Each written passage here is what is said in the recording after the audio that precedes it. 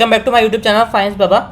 Guys, आज जो हम शेयर पे बात करेंगे वो हाल में ही लिस्टेड हुई है और इस शेयर में लिस्टेड होने के बाद हमें एक अच्छी खासी ग्रोथ दिखी थी और अभी करेक्शन होने के बाद ये अच्छे खासे प्राइस पे है। तो गाइस, इस शेयर पे हम डिस्कशन करेंगे और इस शेयर पे हम आगे बढ़ते हैं। तो ये शेयर है एवलॉन टेक्नोलॉजी। एवलॉन टेक्नोलॉजी के हम फंडामेंटल और जो चार्ट बेसिस सारे डिस्कशन करेंगे गाइस। तो देखिए, एवलॉन बेसिस जो है ना, एवलॉन टेक्नोलॉजी एक्चुअली इसका मार्केट कैपिटल जो है 3127 करोड़ का है। तो गाइज, ऐसे भी जो भी शेयर्स होते हैं वो खासतौर पर अपने मार्केट कैपिटल तो इंक्रीज करना चाहेंगे ही किसी तौर पे। तो अगर मार्केट कैपिटल इंक्रीज होता है तो इस शेयर में इंक्रीमेंट देखने को मिलेगा हमें। अब जो सबसे इंपॉर्टेंट चीज़ है गाइज, स्टॉक का पी रेशियो। इसी स्टॉक के पी रेशियो की वजह से इस शेयर में करेक्शन देखने को मिला, क्योंकि लिस्टिंग के दिन ही शेयर में थोड़ी गिरावट आई और उसके बाद फिर अच्छी खासी हमें अपवर्ड मूवमेंट दिखी थी। लेकिन देखिए, स्टॉक का पी रेशियो हाई है तो थोड़ा सा पी रेशियो में हम इंतजार करेंगे। अगर डाउन चलता है तो और ऐड करते रहेंगे। और गाइस, खास तौर पे मैं बता देता हूँ, ये जो शेयर है ना, बाइंग करते हुए और एडिंग करते हुए शेयर है। ऐड करते हुए चलना है शेयर में। अगर लो जाता है तो ऐड करते जाइए और अपसाइड मोमेंटम आ जाता है तो फिर इसको कंटिन्यू रखिए। अब जो रिटेल इन्वेस्टर के लिए इंपॉर्टेंट चीज़ होती है कि डिविडेंड यील्ड नहीं है, जीरो है। स्टॉक का ROCE 16.7% है, ROE 15.8% है।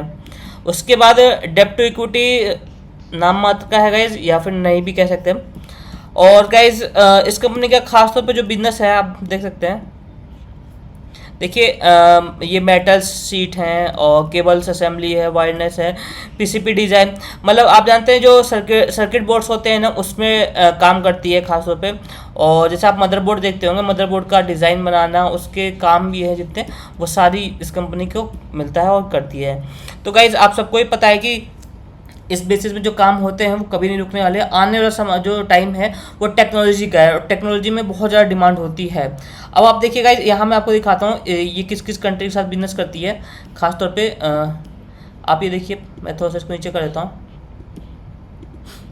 देखिए, ग्लोबल जो इनके पार्टनर है, United States, China, Netherland and Japan. ठीक है। तो गाइज, इसमें से जो तीन बड़े बड़े कंट्रीज़ हैं, United States, China and Japan, आप सबको पता होगा ये टेक्नोलॉजी के एरिया में बहुत ही बड़े जाइंट कंट्रीज़ हैं। इसमें आपको गाइज अच्छा खासा हमें डिमांड देखने को मिल सकता है और यूएस मार्केट का इम्पैक्ट भी दिखेगा। अगर यूएस मार्केट में रिसेशन आता है, डाउनफॉल आता है, तो इस शेयर में भी उसका इम्पैक्ट हमें देखने को मिलेगा गाइज।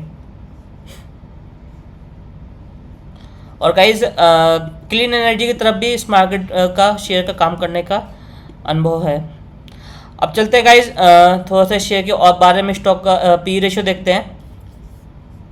देखिए, पी रेशियो सही नहीं चल रहा गाइज। ठीक है। अब यही चीज़ गाइज इंपॉर्टेंट होती है ना। बहुत सारे लोग क्या करते हैं, शेयर का नाम दिखेंगे जाके बाय कर लेंगे या फिर वो आगे बढ़ जाएंगे। ठीक है।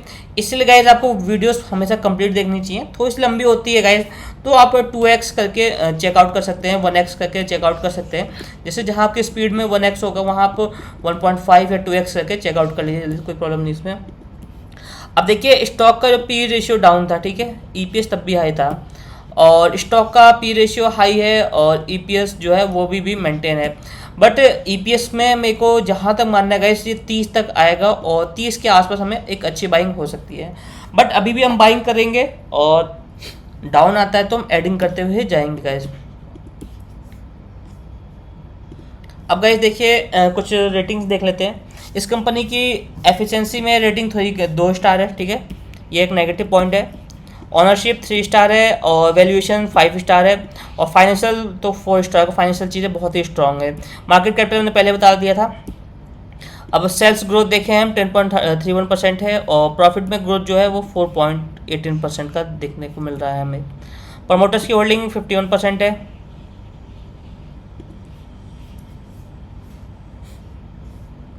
अब गाइस, ये देखिए, जो CAGR है, ठीक है, कंपाउंड एनुअल ग्रोथ, और ये तो भी प्राइस का चार्ट है गाइस। प्राइस में हमें इंक्रीमेंट ही देखने को मिल रहा है और अभी खासतौर थोड़ी सी गिरावट देखने को मिल रही है।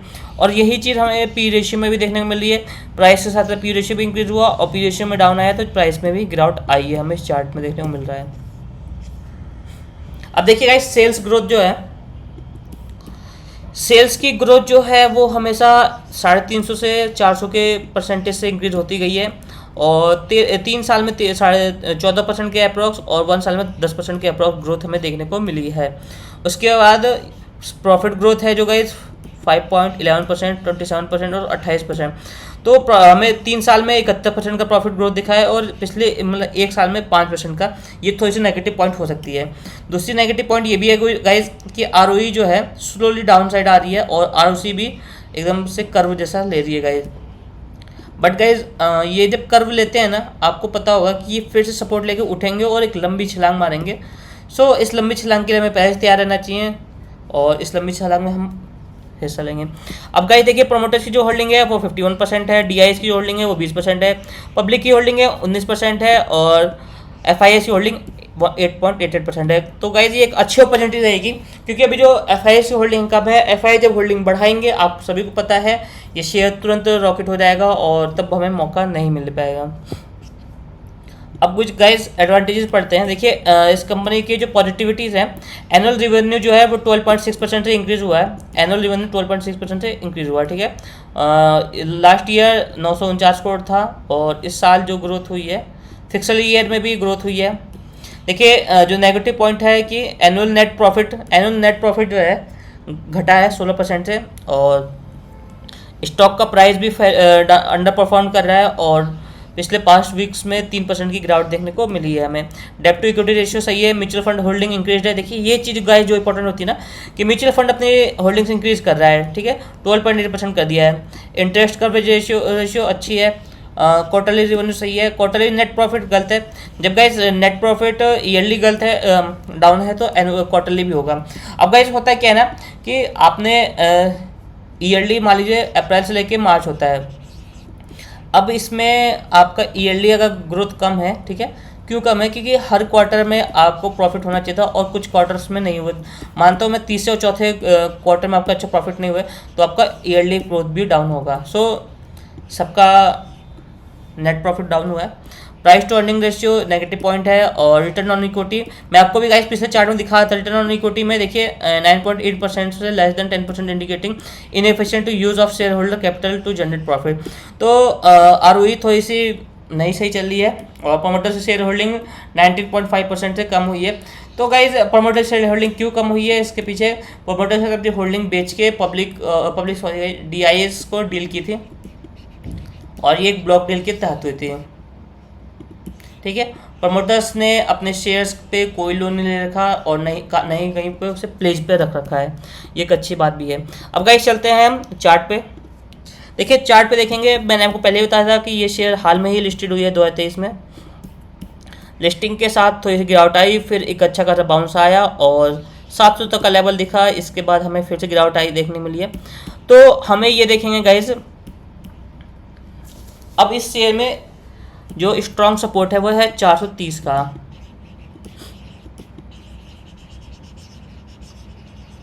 जो बाय करना चाहते हैं लोग उनके लिए है और जो इजली जो सेफ ट्रेडिंग करना चाहते हैं, सेफ बाइंग करना चाहते हैं, वो 430 के ऊपर करेंगे।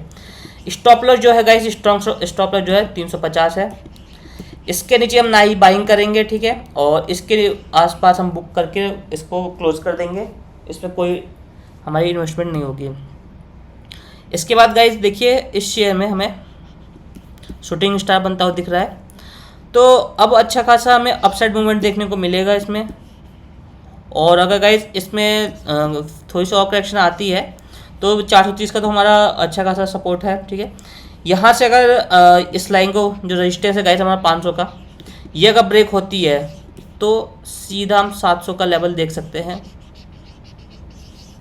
और लॉन्ग टर्म में तो गाइज और भी ऊपर मूवमेंट आएगी क्योंकि आपको पता है कि जो शेयर्स होते हैं, इक्विटीज होते हैं, लॉन्ग टर्म में एक अच्छा खासा मूवमेंट देती हैं और स्लोली अच्छा टर्न देती हैं।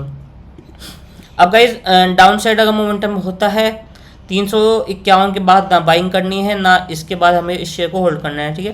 प्रॉफिट बुक करके निकल जाएंगे क्योंकि लॉन्ग टर्म में अगर बाइंग करनी है तो आपको स्लोली एडिंग करनी होगी। और मार्केट ने एग्जैक्ट यहीं से सपोर्ट ले लिया 431 या 430 से, तो हम अपसाइड मोमेंटम देखेंगे और प्रॉफिट बुकिंग करते हुए जाएंगे। सो गाइज इस शेयर पर हमने सारी चीज़ डिस्कशन की है। आपको ये इक्विटी की जो एनालिसिस है कैसी लगी प्लीज़ कमेंट सेक्शन में कमेंट करके बताएं। Please like and subscribe. Thank you guys.